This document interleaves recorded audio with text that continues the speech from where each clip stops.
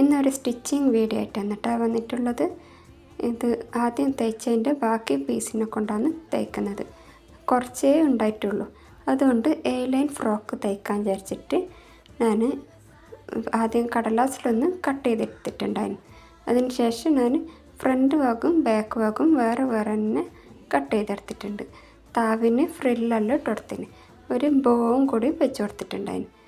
അങ്ങനെ കട്ട് ചെയ്ത് രണ്ട് ഭാഗം വേറെ വേറെ തന്നെ കട്ട് ചെയ്തിട്ട് വെച്ചിട്ടുണ്ടായിന്. പിന്നെ ബാക്കിലൊരു ഓപ്പണും കൂടി കൊടുത്തിട്ടുണ്ടായിന്. അങ്ങനെ ഇത് തടിപ്പുണ്ടായതുകൊണ്ട് ലൈനിങ് വെക്കാണ്ടാണ് ചെയ്തിട്ടുണ്ടായത്. പിന്നെയെന്ന് വിചാരിക്കുന്നത് ലൈനിങ് വെച്ചാൽ മതിയായിരുന്നു. സ്റ്റിച്ച് ചെയ്തതിന് ശേഷമാണ് ആ തോന്നലുണ്ടായത്. അങ്ങനെ സ്റ്റിച്ചിങ്ങിലേക്ക് കടന്നു.